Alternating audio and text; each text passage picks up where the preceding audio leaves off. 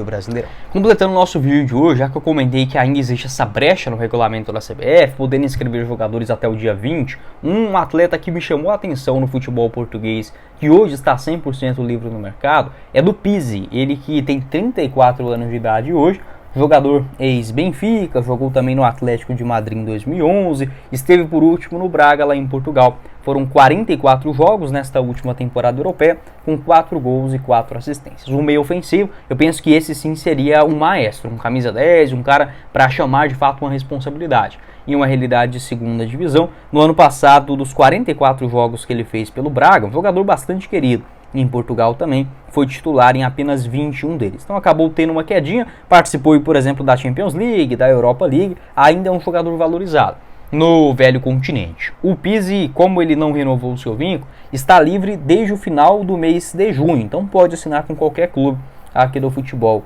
brasileiro. Se fosse 5, 10 anos atrás, seria um movimento estranho, né? No mínimo curioso. A gente não via muitos jogadores portugueses de fato, né? Não naturalizados, enfim, jogadores do continente europeu, nascidos lá, vindo para o futebol brasileiro sem nenhuma grande justificativa, né? Quando tem um técnico, alguma coisa assim, né? Igual foi a chegada do Rafael Guzzo no ano passado no Goiás, mas, por exemplo, era um jogador que nasceu no Brasil, apesar que o Guzzo foi criado 100% basicamente lá em Portugal. Então, geralmente isso acontece, mas a gente vê também outros jogadores com essa característica de acabar preferindo vir aqui, por exemplo, ao Brasil do que para o continente asiático ou para um clube muito menor lá na Europa. Eu gosto do Pizzi, eu lembro dele principalmente ali na época do Benfica, em 2017, 2019, lembro sempre que saíam as cartinhas, né, especiais dele no FIFA, eu jogava bastante naquela época, e era um craque. Ele marcou, por exemplo, em 2019,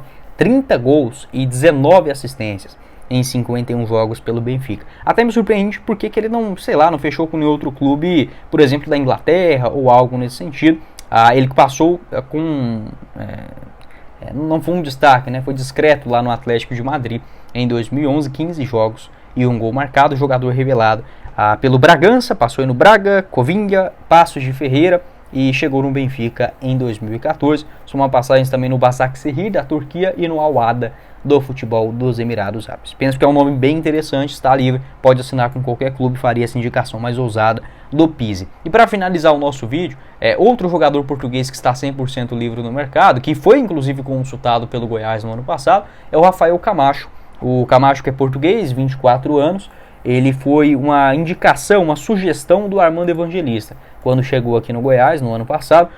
Pelo que eu apurei, foi um nome sugerido, mas não teve avanço, tá? O Goiás não chegou a negociar, a fazer proposta, nada disso. O Rafael Camacho é um jogador interessante, de muita velocidade, explosão, né? Um cara que consegue puxar um contra-ataque, por exemplo, com muita agilidade, revelado pelo Manchester City e pelo Liverpool, né? Passou nas duas categorias de base, foi inclusive procurado pelo Real Madrid ali em 2017, etc. Até surge no profissional no Liverpool, né? Em 2018, apenas 2 jogos, e acabou sendo emprestado ao Sporting. De fato, nunca foi aquele jogador que a torcida, a imprensa no futebol português se esperava, né? Não foi esse cara de grande destaque. Ele passou depois também pelo Rio Ave em 2020, no Belenenses em 2021 e esteve por último no Ares no futebol da Grécia. A questão do Rafael Camacho, eu penso que seria até um bom reforço para a Série B. Ele foi procurado na metade do ano passado pelo Goiás. Só que eu não sei o que aconteceu. Segundo o Transfermarkt, não mostra nenhum tipo de lesão, mas ele não jogou nesta última temporada europeia, né? Por isso que eu fiquei aqui na dúvida o que aconteceu com esse jogador. Está livre, não tem nenhum tipo de lesão, mas a última partida dele aconteceu ainda em maio do ano passado, tá? Então, apesar de ter sido procurado, é um nome que eu, por exemplo, hoje não contrataria. Pode deixar a sua opinião, o que você pensa a respeito desse assunto. Também há a possibilidade, olhando o mercado do exterior, e o Goiás, que ficou devendo em algumas contratações, talvez possa tentar correr contra o prejuízo nesta brecha do regulamento da CBF. Bora começar o nosso vídeo de hoje para falar sobre uma situação no mínimo curiosa dessa temporada ruim do Goiás, que é o Paulo Baier, um jogador que chegou como uma aposta, e se a gente pegar os números do jogador até aqui, é algo de fato impressionante. Mas é campeonato goiano, etc.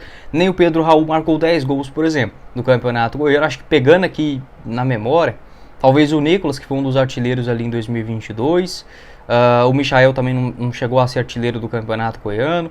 Talvez na época do Walter, e olhe lá, tá? Tinha tempo que o Goiás não tinha um jogador com muitos gols no estadual. Na Série B, é óbvio, a Série B abaixo até aqui, mas pegando os seus números gerais, são 16 gols em 38 jogos no ano, além de 4 assistências para um jogador que chegou para ser um reserva. Obviamente, são números expressivos, tá? Não tem como tirar isso do Paulo Baia, e ele é o artilheiro do time até aqui na temporada. Entretanto, em momento algum do ano, a gente pode sim dizer isso, o Paulo Baia foi, digamos, um jogador querido pelo torcedor ou tratado como uma solução dentro do elenco pela torcida, tá? Pela diretoria. Eu vi que houve sim um excesso de confiança e eu sempre alertava sobre isso. O Paulo Baia, uma coisa, é um jogador que começa a se destacar tendo apenas, entre aspas, a responsabilidade de ajudar entrando no segundo tempo, ser uma peça para somar dentro do plantel.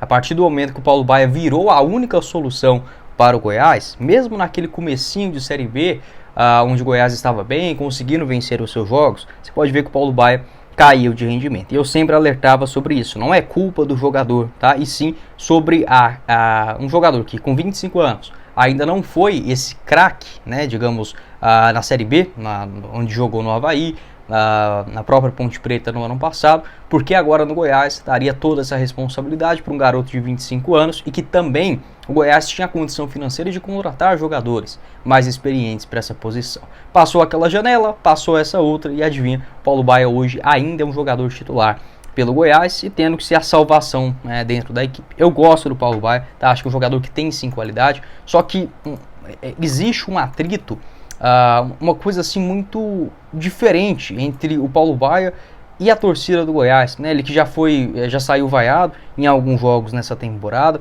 Se eu não estiver enganado, acho que foi contra um jogo ali perto do Sport, aqui na Serrinha. Deixa eu pegar aqui para ver se eu lembro exatamente de cabeça. Mesmo naquele momento que ele estava marcando os gols contra o Ituano, o Brusque, depois marcou na estreia também contra o Ceará. Mesmo nesse momento ele já não era um jogador, digamos assim, uma unanimidade entre a torcida. E o Goiás engatou aquela sequência ruim e o jogador novamente foi vaiado. Nesse jogo contra o Paysandu também foi vaiado novamente, apesar da assistência, e isso também vai cansando o jogador, tá? Não ache só que é o torcedor do Goiás está de saco cheio do Paulo Baia. Não, tá? Provavelmente o jogador também se sente magoado, né? Não tem como, você faz o seu trabalho.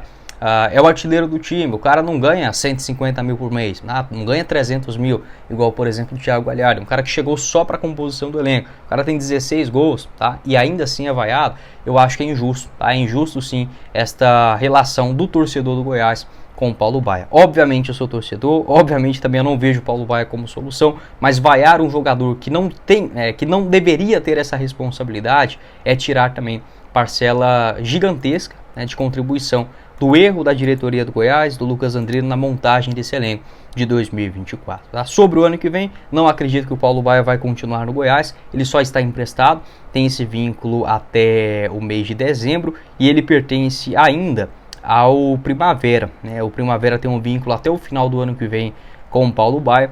O Lucas Andrino comentou que já estava ali naquela janela ainda em abril, né? Abril, maio, ele deu uma declaração nesse sentido, afirmando que tinha alguns jogadores que já estavam sendo monitorados para uma renovação contratual. Paulo Baia, o Marcão, o Juninho também ele comentou naquela época. Foram 6 jogadores. Entretanto, pelo que eu apurei, não houve proposta oficial do Goiás para contar com o Paulo Baia, que tem uma opção de compra. Já existe essa opção de compra com um valor pré-estabelecido, um valor pré-fixado desta quantia de quanto o Goiás teria que pagar ao Primavera para contar com Paulo Baia em definitivo para o ano que vem. Mas eu penso que o jogador não vai continuar, principalmente por conta deste atrito, dessa relação até, digamos, esquisita, né, entre o jogador, a torcida do Goiás, no lance do gol.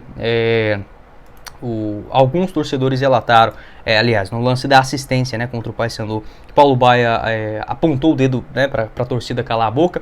No vídeo que eu vi, ficou meio confuso, porque logo vem o jogador, agarra ele por trás, não consigo dar um parecer exatamente sobre esse assunto. Mas você pode ver que não é, digamos, aquele carinho que o torcedor, sei lá, tinha com o Michael, com, sei lá, um Eric ou... recentemente falando, talvez o Nicolas ou o Pedro Raul. Não é, tá? Essa situação do Paulo Baia. Você pode deixar a sua opinião, o que